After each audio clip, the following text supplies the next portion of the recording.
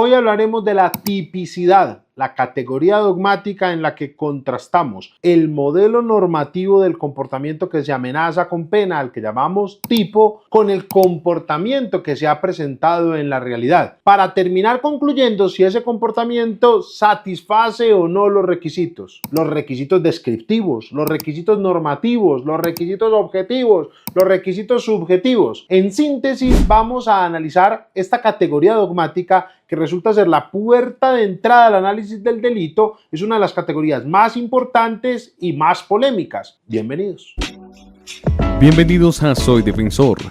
Recuerden suscribirse a este canal, apoyarnos con sus comentarios, dejarnos saber desde dónde nos acompañan y sobre todo qué sugerencias tienen respecto a estos contenidos. El día de hoy volvemos con una temática de derecho penal general después de una seguidilla de videos de temas procedimentales. Recordemos que hablamos de la prueba sobreviniente, de la prueba de refutación, de la captura, pero hoy queremos volver a enfocarnos en un tema del derecho penal general. Y este tema es la tipicidad. ¿Qué se entiende por tipicidad? ¿Qué es entonces el tipo? ¿Cuáles son las principales discusiones que se dan? Y que este video sea una especie de herramienta de acercamiento inicial para aquellos estudiantes o estudiosos que quieran acercarse a esta categoría dogmática. Lo primero que tenemos que aclarar es que cuando decimos categoría dogmática queremos decir que es un conjunto de requisitos que de manera pedagógica, académica, analítica, de manera lógica, los agrupamos en un mismo conjunto y a ese conjunto le llamamos categoría dogmática, porque van a tener varios elementos en común que ahorita los vamos a explicar. Esas categorías dogmáticas principalmente son tres: la tipicidad, que es de la que hablaremos hoy, la antijuridicidad, de la que hablaremos en otro capítulo, la culpabilidad, a la que también ya le dedicamos un video, a la culpabilidad como categoría dogmática y la culpabilidad como principio, y otros hablan de la categoría dogmática de la responsabilidad, que es la juntura entre el injusto culpable y la necesidad de la pena, pero de eso hablaremos en otro capítulo. Profesor, ¿y por qué se llama dogmática? En este video le dedicamos todo un capítulo a explicar de dónde viene la expresión dogmática penal. Para que nosotros no nos enredemos, hablemos de dogmática como científico, como sistemático, como una forma ordenada de analizar las características normativas de un delito. Recordemos que los abogados, los juristas, nos acercamos al delito para analizarlo desde una perspectiva normativa, lógica, analítica. No nos acercamos al delito como fenómeno del mundo real, no nos acercamos de manera fenomenológica, social, política y antropológica. Eso lo hacen los criminólogos. Profesor, pero uno puede ser penalista y criminólogo. Sí, pero hoy pretendo que nos acerquemos al delito como categoría jurídica, que es lo que hacemos en estricto sentido los penalistas, más allá del contenido político del que podremos hablar en otros episodios.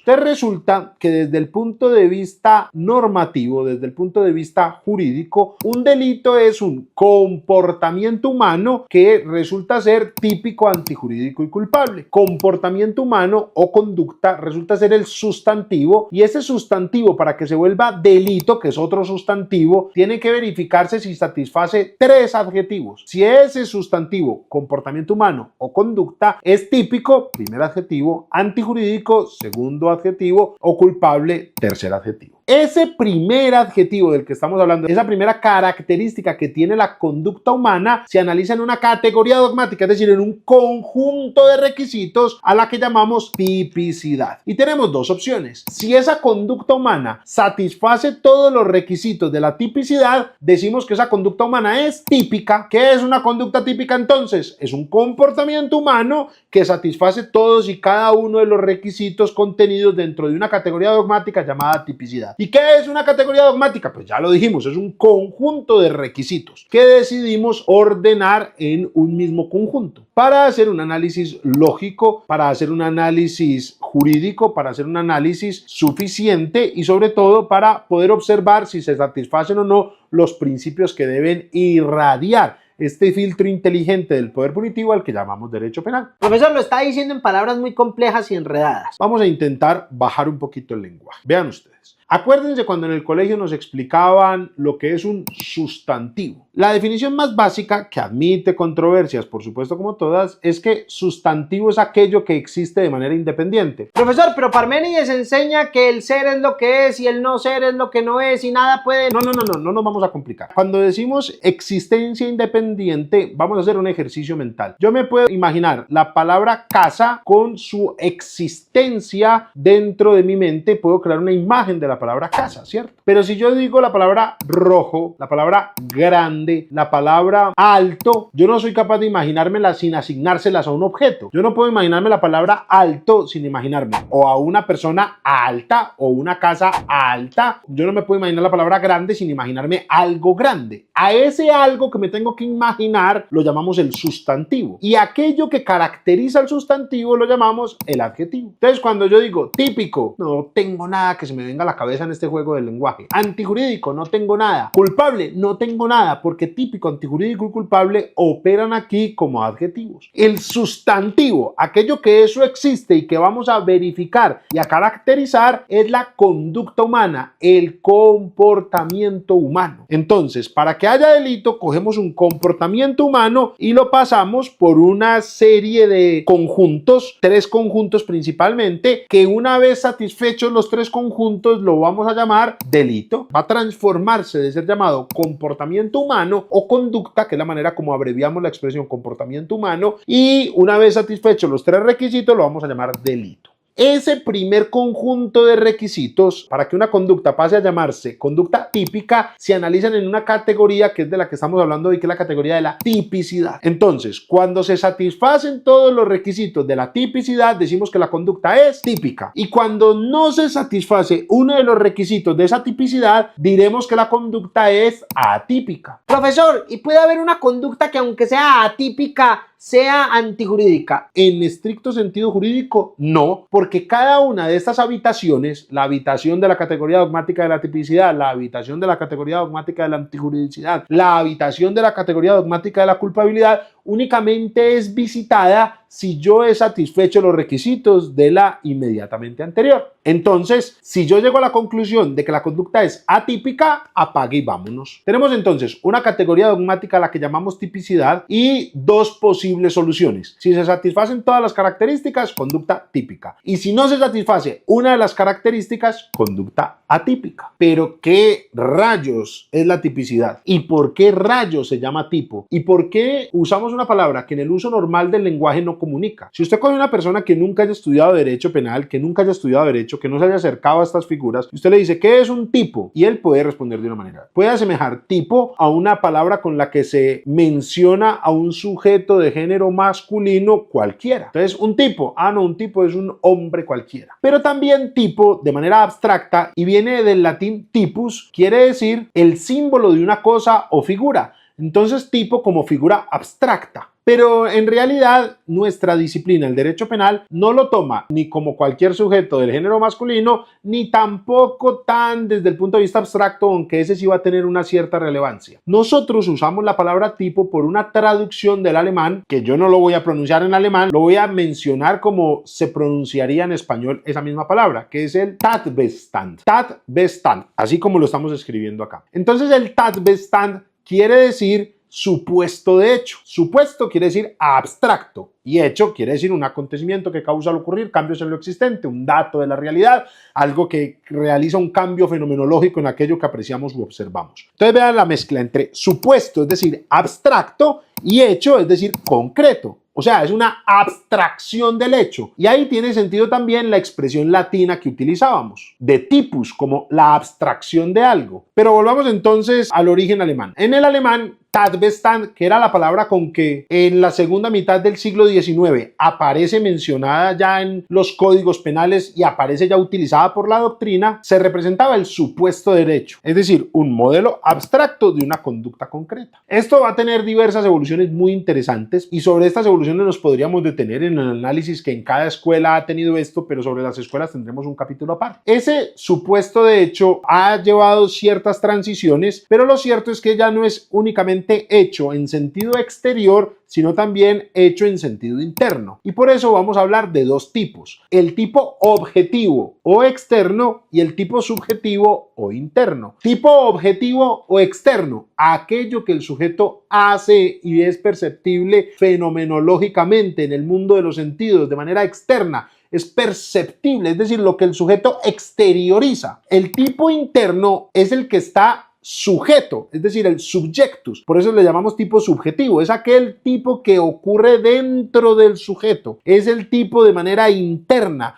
No es lo que el sujeto exterioriza, sino lo que el sujeto tiene interiorizado mientras exterioriza su comportamiento. Allí va a haber algunas discusiones muy interesantes. Al principio, un tipo de naturaleza psicológica, que es el que yo creo que deberíamos defender, pero después podemos hablar de esto. Y ha ido variando también hacia un tipo de naturaleza normativo, en el cual vamos a considerar tipo interno o tipo subjetivo, no al psicológico, que depende de mis funciones, de mi psicología, de la manera como comprendo el mundo, sino interno como un análisis de lo que el sujeto como individuo es, o lo que el sujeto como individuo se representa o se debía representar. Y no vamos a hablar de conocimiento, sino de cognoscibilidad. No vamos a hablar de lo subjetivo, sino de lo intersubjetivo. Pero eso ya son discusiones un poquito más profundas que en otra oportunidad podremos sostener. Por ahora, bástenos saber que la expresión tipo como supuesto de hecho evolucionó a supuesto de hecho externo o supuesto de hecho interno. ¿Qué quiere decir eso? Que el modelo de conducta al que vamos a someter el hecho que estamos en la realidad tenemos un hecho, un fenómeno que ocurrió, y a ese fenómeno lo vamos a analizar conforme a un modelo abstracto, a un modelo que tenemos en la mente, a un modelo que no está determinado de manera concreta. A ese modelo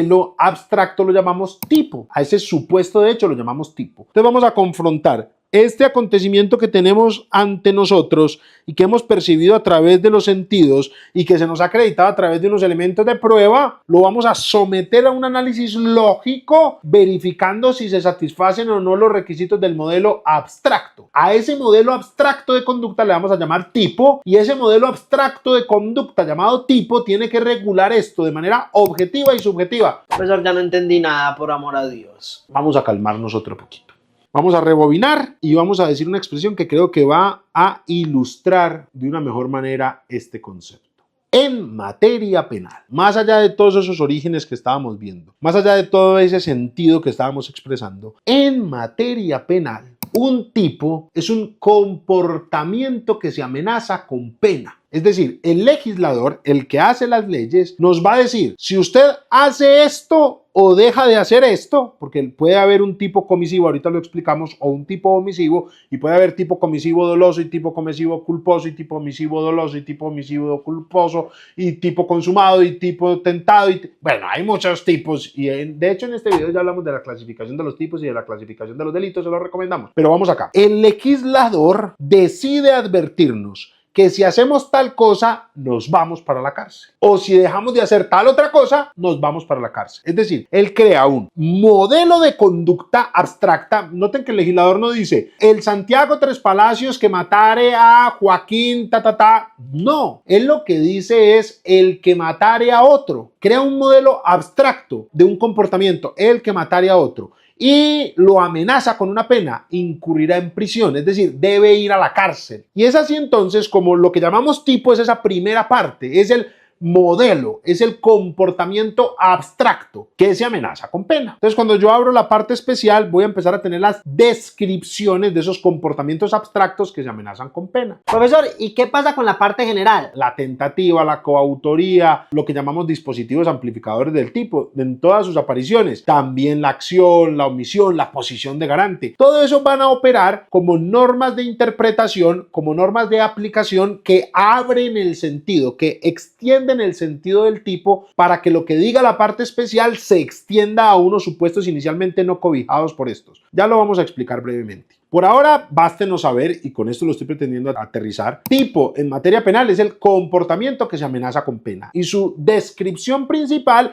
se encuentra en la parte especial de nuestros códigos. Usted va a la parte especial que se llama de los delitos en particular o de los tipos penales. Le puede poner el nombre que sea. Usted ahí lo que va a encontrar es una serie de comportamientos cuya realización o no realización se amenaza con pena. Pero resulta que usted ahí lo que tiene es una descripción de la mayor parte de las características de ese comportamiento, pero no las tiene todas. Por ejemplo, usted va en Colombia, volvamos al mismo tipo que estábamos mencionando ahorita, y usted lee el artículo 103, el que matare a otro incurrirá en prisión. Profesor, ahí está el tipo. No, ahí está una descripción de los elementos básicos del tipo, pero el tipo va a depender de múltiples características, porque, y esto ya es muy importante, para yo entender cuál es el tipo ante el cual nos encontramos, tengo que aplicar esa norma de la parte especial, el que matare a otro incurrirá en prisión, pero también las normas de la parte general que pueden extender el sentido de este tipo. Entonces, hay un tipo comisivo doloso. Entonces yo ya tengo que entender que aquí lo que dice es el que dolosamente matare a otro. Entonces vea que el tipo que solamente decía el que matare a otro, yo le tengo que agregar la expresión el que dolosamente matare a otro. Y esa expresión dolosamente matare a otro es la parte general del código la que me dice, ojo, cuando el tipo no advierta la modalidad subjetiva, se entiende que es dolosa. Entonces yo ya sé que cuando la ley penal especial no me lo advierta de manera expresa, estoy ante un tipo doloso. Y hay un tipo comisivo doloso como el que les acabo de explicar, el de el homicidio en esa hipótesis que estamos planteando. Pero también puede haber un tipo comisivo culposo, por ejemplo, el que por culpa o el que culposamente o el que con imprudencia matare a otro. Entonces ya ahí estamos hablando de un tipo diferente. Ya no es un tipo comisivo doloso, sino un tipo comisivo culposo. Pero no solo eso, volvamos al tipo comisivo doloso, el que dolosamente matare a otro. Listo, pero imagínense que yo manejé una motocicleta, usted iba en la parte de atrás, hicimos un plan, conseguimos las armas, lo planeamos con todo lujo de detalles, yo conduzco la motocicleta, me parqueo al lado de otro sujeto, usted le dispara y le causa la muerte. A mí me capturan. ¿Yo qué diría a mi favor? Un segundito, yo no realicé lo que dice el tipo. ¿Cómo así que no lo realicé? No, vea. El tipo dice, el que matare a otro, y yo lo que hice fue conducir una motocicleta. Sí, pero... No, pero nada, mi conducta es atípica. Lo que nos van a decir es, ojo, ese tipo comisivo doloso se puede extender para que ya no diga el que matare a otro o el que dolosamente matara a otro, sino el que mediante un acuerdo común con división del trabajo realizar un aporte esencial a la causación de la muerte de otro. Uy, me lo extendieron. Pero no solo eso, sino que el sujeto quedó vivo. Le disparamos, pero no lo logramos matar. Entonces yo digo, mi conducta es atípica. ¿Por qué? Porque el tipo que usted se inventó es el que con un acuerdo común con división de trabajo realiza un aporte esencial a la causación de la muerte de otro, y resulta que si el otro no está muerto, pues yo no le causé la muerte. Oh, sí, pero no, el tipo se puede extender otro poquito y ya no va a ser ese elemento, sino que lo que vamos a aplicarle es otro, que es la tentativa, del que hablamos en este video. Entonces ya el tipo no va a decir solo esto, sino, ya no es el que dolosamente matare a otro, sino el que dolosamente iniciare los actos de ejecución para matar a otro y este no se consumara por circunstancias ajenas a su voluntad. ¿Sí ven? Entonces yo lo puedo ir mezclando.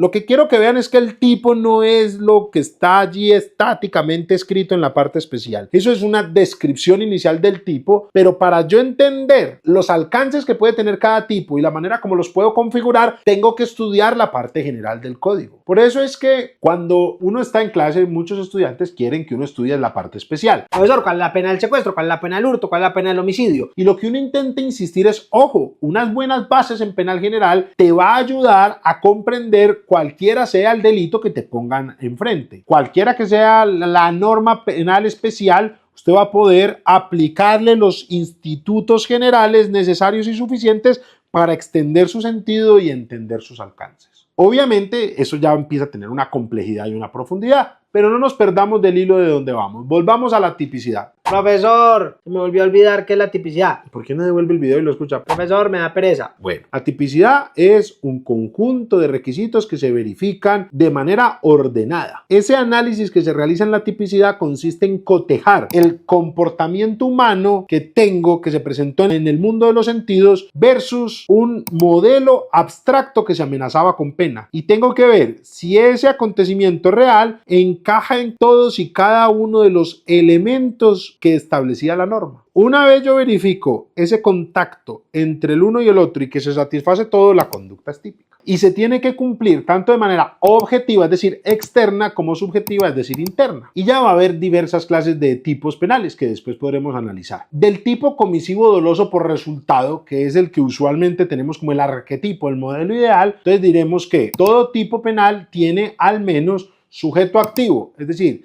las características que debe reunir a aquel al que le vamos a atribuir la realización de la conducta. El sujeto pasivo, las características que debe reunir a aquel en contra de quien se realizó la conducta delictiva, o sobre la persona que recayó la conducta delictiva o la conducta típica, para no irnos a los otros estadios del delito. El verbo rector, y es ese comportamiento realizado o dejado de realizar que se amenaza con pena. Yo siempre he dicho que el elemento más importante de un tipo penal es el verbo rector, y muchos me dicen que no, que todos los elementos son importantes. Sí, todos son importantes, pero yo pongo el siguiente ejemplo. Yo sería capaz de redactar un código penal únicamente con verbos rectores y usted me entendería. Pero si yo redacto un código penal con todos los demás elementos del delito, pero sin verbos rectores, usted no me entiende. Pongamos el ejemplo. Seamos francos. Yo a usted le digo, voy a crear el siguiente código penal. Matar, pena de 5 años. Robar, pena de 2 años. Asesinar, pena de 6 años. Realizar actos sexuales en contra de la voluntad de una persona, pena de 7 años. Vean que solamente estoy diciendo verbos rectores. En la última sí agregué el sujeto pasivo, pero bueno, pongámoslo más fácil. Matar 5 años, robar 6 años, violar 6 años, falsificar 4 años. Uno, con el uso normal del lenguaje, entiende lo que esa conducta delictiva le está diciendo. Profesor, pero hay un principio de estricta tipicidad que emana de la legalidad